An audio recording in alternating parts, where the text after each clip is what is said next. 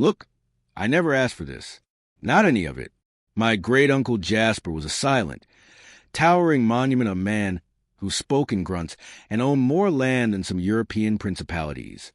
When a lawyer's call came, I was in a 300-square-foot apartment overlooking a brick wall, worrying about my own homeowners' association fees for a balcony I never used.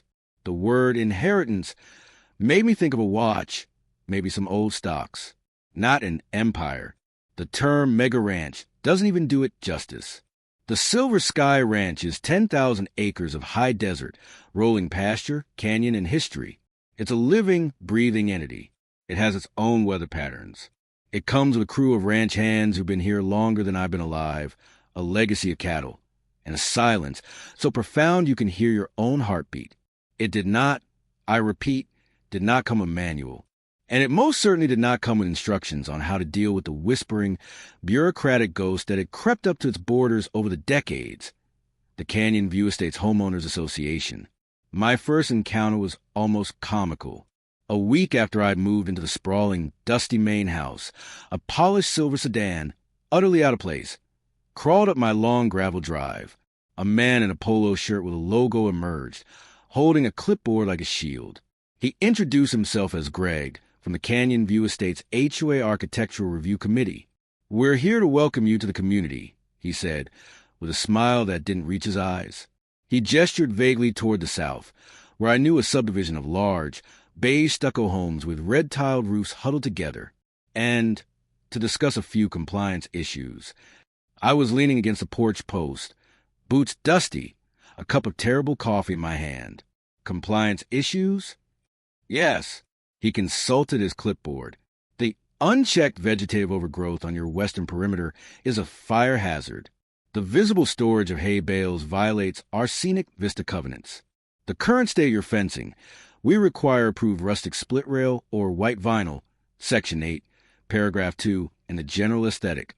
He finally looked up at the main house. It's with siding weathered to a beautiful silver gray. The paint appears to be peeling. We have a palette of 6 approved earth tones.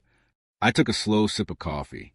I looked past him, past my fence, to where the land stretched out forever, meeting the huge, endless sky. I looked back at his clipboard, at his polo shirt, at his profound, terrifyingly small understanding of where he was. "Greg," I said, my voice calm, "how many acres does your HOA govern?" He puffed up a little. Canyon View Estates comprises 43 luxury properties on 20 curated acres. It's what allows us to maintain standards. I nodded. I see. Well, you're standing on 10,000. Your 20 curated acres are a postage stamp on my envelope. And I'm pretty sure, I said, setting my cup down, the finality of the sound clear in the morning air, that my great-uncle Jasper didn't die and leave me this land so I could pick paint colors from your brochure. The smile vanished. The covenants apply to all properties in the designated zone for preservation of community value. You'll find you're not exempt. There are fines, and after sufficient fines and noncompliance, the HOA can place a lien on the property. He said it like he was reciting a holy text. A lien on the silver sky. I felt something settle in me then, not anger, but a deep granite certainty. This wasn't about hay bales or fence posts. This was a fundamental clash of kingdoms. And Greg here was a tax collector from a distant, insignificant city-state, demanding tribute from a sovereign nation. "You should go now, Greg." I said, my tone still even. I didn't need to raise my voice. The land around me did all the shouting. Drive back to your curated acres. Tell them the ranch doesn't have a manual, and it doesn't take orders. He left displeased. The first notice arrived 3 days later. Official on HOA letterhead. Fines for uncultivated land, non-compliant structures, and unesthetic livestock impact. The total was astronomical. It was also just the beginning. What Greg and his HOA board, sipping Chardonnay in their model home clubhouse, didn't understand was this. You don't fight a 10,000-acre ranch with bylaws. You don't serve paperwork to a legacy. And you absolutely do not threaten the one thing a rancher understands down to their bones, their land, their water, and their autonomy. They just declared war on a giant. And they were about to learn what happens when the giant decides to stop being polite and start looking at the map. A map, I was soon to discover, where their precious community's water supply, access road, and very existence sat on a page titled Silver Sky Ranch, private property. They thought they had authority. They were about to find out what real authority looked like. It looked like the deed in my safe. It looked like the river they'd illegally tapped. It looked like the easement their only road used, an easement that was about to be revoked. Subscribe, because this isn't a story about me getting pushed around. This is a story of how a paper tiger tried to roar at a grizzly bear and lost everything. The flood of notices became a tide. They were creative, I'll give them that. Excessive ambient dust. Non-standard mailbox. Unauthorized wildlife attractants. That one was about the creek. Each carried a fine, each fine compounded. According to their letters, I owed more in HOA violations than the GDP of a small nation. They CC'd my estate attorney, a local guy named Bill who handled wills and traffic tickets. He called me, voice shaky. Kid, you got to talk to these people. They're serious. A lien can cloud your title, make it impossible to sell or borrow against. I'm not selling, Bill, I said, staring out at the sunset, painting the canyons purple and gold. And I'm not borrowing, but I am going to need a different kind of lawyer. I found her in the city. Eleanor Vance, 65, sharp as a surgical scalpel, with a demeanor that could frost glass at 50 paces. She specialized in property law, water rights, and as her website proudly stated, resolving complex territorial disputes. I brought a truck bed of documents to her sleek, quiet office. She spent an hour in silence, reading the HOA covenants, my deed, the surveyor maps, the water table surveys from the 1950s. She finally took off her glasses. This is delightful, she said, a thin smile on her lips. They're idiots. That's what I thought, I said, relieved. No, you don't understand. They are legally idiots. Catastrophically so. She tapped the HOA covenant document. This was drawn up 30 years ago by a developer who saw your uncle's land as a scenic backdrop. He wrote this covenant zone based on a parcel map from 1972, a map that was revised in 1974 after your uncle won a boundary lawsuit with the state.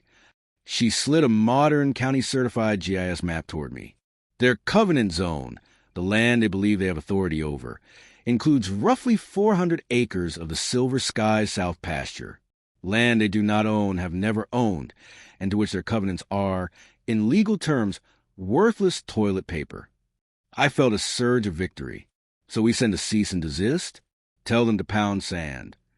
Eleanor's smile widened. Oh, that's the appetizer. Look at this.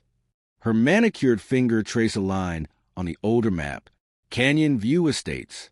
Their sole access road, Canyon View Drive. It's built on a recorded access easement granted to the developer by your great-uncle Jasper, in perpetuity. Or, she paused, her eyes glinting, until such time as a grantor or his heirs deem the use of said easement detrimental to the peace, security, or operational integrity of the ranch. The words hung in the air. I can revoke their road? You can. Furthermore, she pulled another file. Their water. They are not on municipal supply. They have a community well, drilled in 1998. Right here. She pointed to a spot just inside the HOA's claim but not owned zone. On your water table. They required a water extraction permit from the ranch, which the developer obtained. It has an annual fee of $1 for maintenance of the shared aquifer, a fee they have not paid, according to your uncle's records, in 18 years. The scale of their overreach was breathtaking. They were trespassing for access. They were stealing water. And they were trying to find me for the privilege. What do we do? I asked, my voice low. We don't fight their battle, Eleanor said, assembling a stack of papers with terrifying efficiency. We change the battlefield. We ignore their violation letters. Completely. We do not acknowledge their authority, because they have none. Instead, we act as the wrong landowner. We send our letters. First, a formal notice of trespass regarding their illegal claim of authority over our land. Second, a revocation of the Canyon View Drive easement, effective in 30 days, due to persistent harassment constituting a threat to the peace and security of the ranch. And third, a cease and desist on their illegal water extraction with demand for 18 years of back payments at a recalculated market rate, plus penalties. The numbers she scribbled were staggering. It wasn't a fine. It was an extinction-level event for their HOA. They'll freak out, I said. They'll try to sue, Eleanor corrected. And they will lose. Spectacularly and expensively. Their only hope is to negotiate a surrender. Your terms. She looked at me. So, what do you want? I thought of Greg's clipboard. The beige houses. The threat to this wild, free place. I want the covenants purged from any county record mentioning my land. I want a formal public apology from the HOA board. And I want a conservation easement drawn up by us that permanently prevents any development on the border they can see from their windows. They wanted a scenic vista? I'll give them one. Forever. Eleanor nodded, writing, a fitting peace treaty. I'll have the packets served by the county sheriff tomorrow for legitimacy. The shots had been fired. The paper war was over. The real war, the legal and financial siege of Canyon View Estates, had just begun, and they were in the fortress that was about to run out of water and have its gates bricked up. Subscribe. The next part is where the panic sets in, and they learn what it costs to threaten a man's legacy. Chaos. Pure, unadulterated chaos.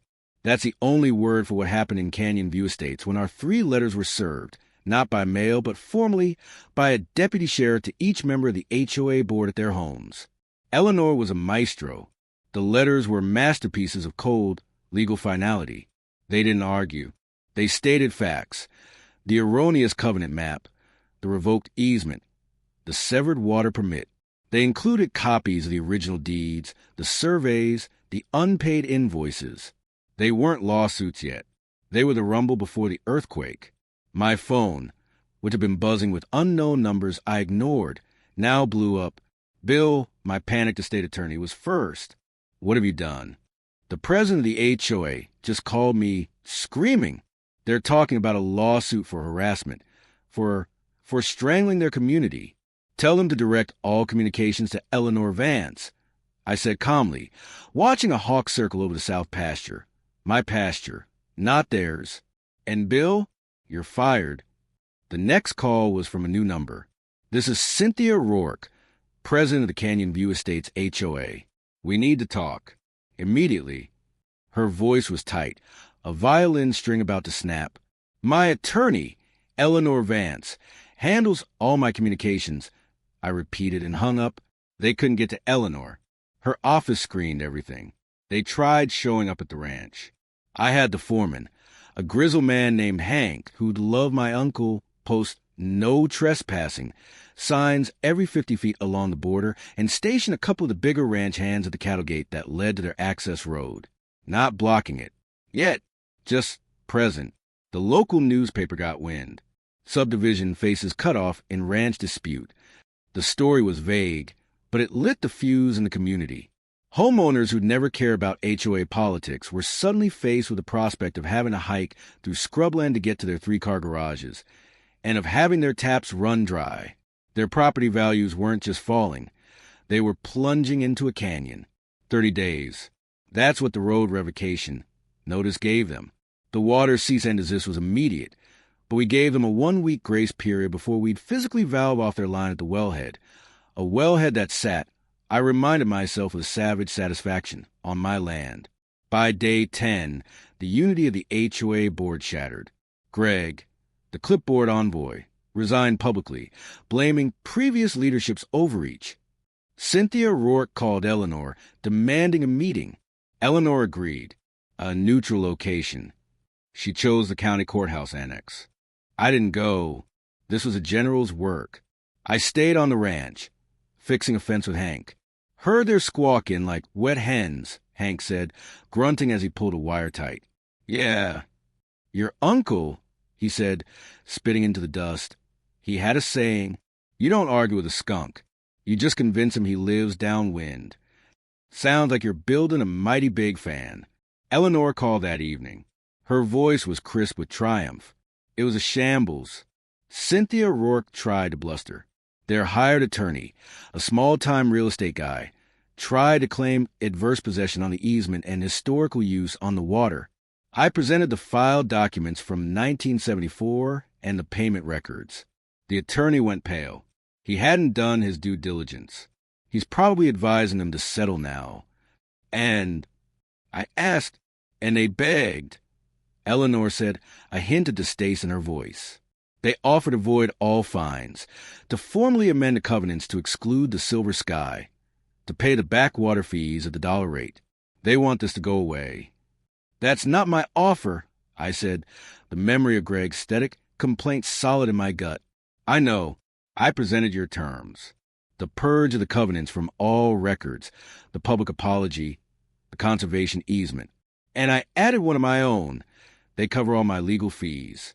They choked. Cynthia said the HOA couldn't afford it, that special assessments would bankrupt some homeowners. She actually cried. I felt no pity. They'd tried to bankrupt me with paper cuts. What did you say? I said, then perhaps your board should consider the financial stability of your members before attempting to illegally annex and fine a property 200 times your size.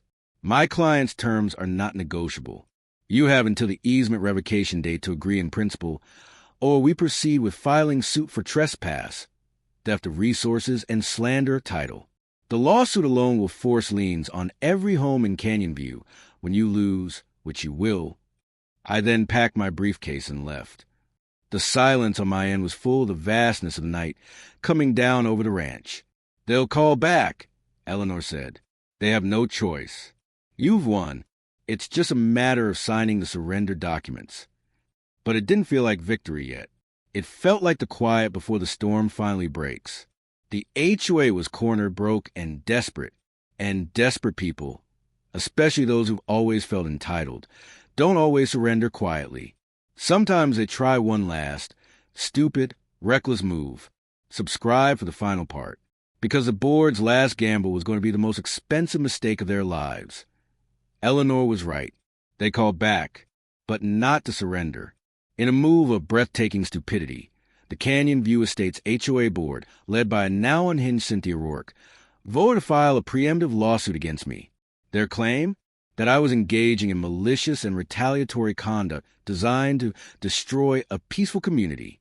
They sought an injunction to stop the easement revocation and water cutoff, and damages for emotional distress. When Eleanor told me, she actually laughed. It was a short, dry sound. It's a Hail Mary. They've hired a flashy attorney from the city. It's a PR play, hoping to paint you as a bullying billionaire and themselves as plucky little homeowners. What do we do? I asked. We thanked them, she said. They just moved this from a property dispute to a public spectacle where we get to present all our evidence in open court. We file a counterclaim for everything. Trespass, theft of water, abuse of process, and we add intentional infliction of emotional distress on you for their harassment of a grieving heir. We make it nuclear. The lawsuit hit the local news, then the regional one. David versus Goliath. Subdivision sues mega ranch heir. The initial spin favored them. Comments online called me a tycoon and a bully. For a week, it was ugly. Then we filed our counterclaim. And Eleanor, with my permission, released a curated, devastating selection of documents to the press. Not the full legal argument, but just enough. The side-by-side maps showing their covenant error. The photo of their wellhead on my land with the property line overlay. A copy of the $1 water invoice from 2004 stamped unpaid. Most damningly, she released the first violation notice I'd received. Fine for uncultivated land, $500 for a 10,000-acre historic cattle ranch. The court of public opinion flipped overnight. The story became HOA's bizarre power grab backfires spectacularly. News outlets dug deeper. They found past grievances from Canyon View homeowners about the HOA's petty rules and high-handedness.